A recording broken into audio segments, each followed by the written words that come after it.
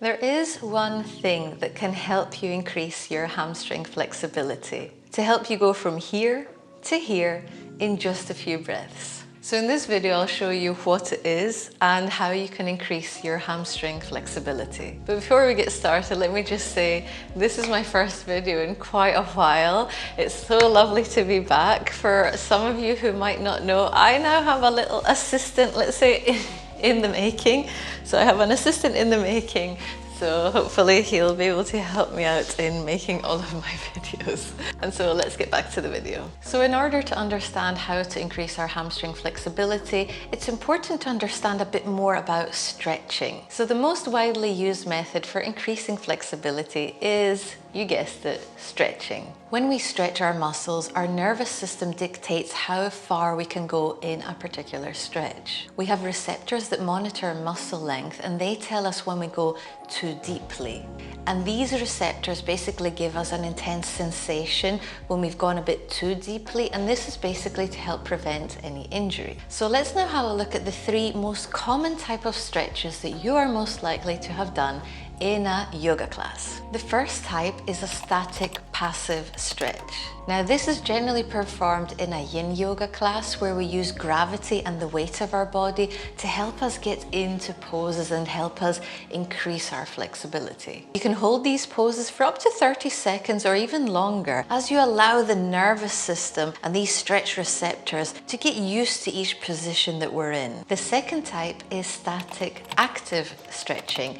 Now this type of stretching has more muscle involvement compared to the passive stretching. And this is done, for example, in forward folds in most yoga classes. And in this form, what we do is, it's not that we want to fully relax and allow our body to move into each stretch. So we're looking here at muscles as a pair. So if we want to release the hamstrings, then we want to engage the quadriceps. And this sends a message to our nervous system to allow the hamstrings to release a little bit more. Now the third type of stretching is dynamic stretching, and this is what we generally perform in vinyasa classes and in ashtanga classes, where we warm up a muscle or a muscle group to allow us to go deeper into poses. So here the body keeps moving from one position to the next, and this type of stretching improves circulation and warms up the tissues of the body. So now that we've explored the three types of stretchings that you've probably practiced in a yoga class, have you ever heard of this fourth type, which is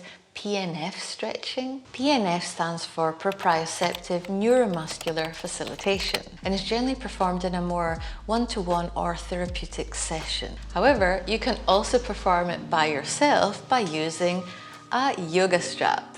So this was shown to me by a teacher when I had torn my hamstring, and I found this type of stretching to just be fantastic for helping me recover from my injury. But I've also been incorporating it into my classes, and I've noticed a difference in my students' hamstring flexibility when performing this very, very simple PNF stretch. And interestingly enough, according to Healthline, according to research from the University of Queensland, PNF stretching may be the most effective stretching technique for increasing range of motion. And so if you're now curious about what this PNF stretching is, think of it this way.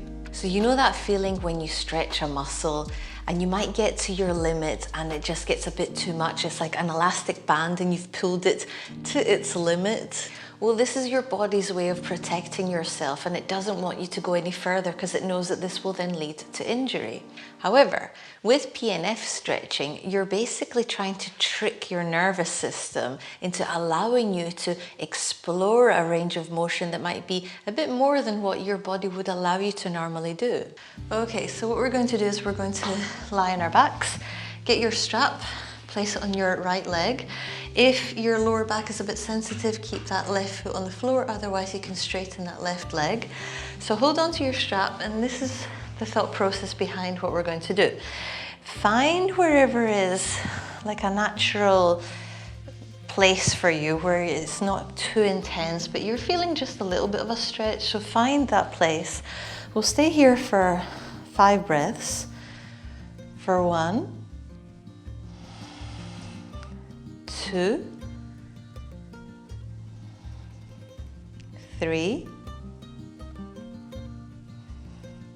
4, and 5. And now what we're going to do is now we want to push the foot towards the floor, but we're resisting with the belt.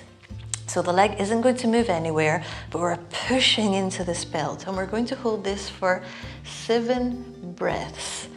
So let's go. For 1, push into that belt. 2, you're really firing up the hamstrings here. 3, 4, and 5. Now exhale, release, and see if you want to bring that foot a little bit closer to you. So you can do this for 2 to 3 rounds, just however is comfortable for you, but just remember, always listen to your body and don't forget to do this second side. So I hope you found this video helpful. If you'd like to know more tips and tricks and tutorials, then check out my playlist here, and I'll see you in next week's video. Bye.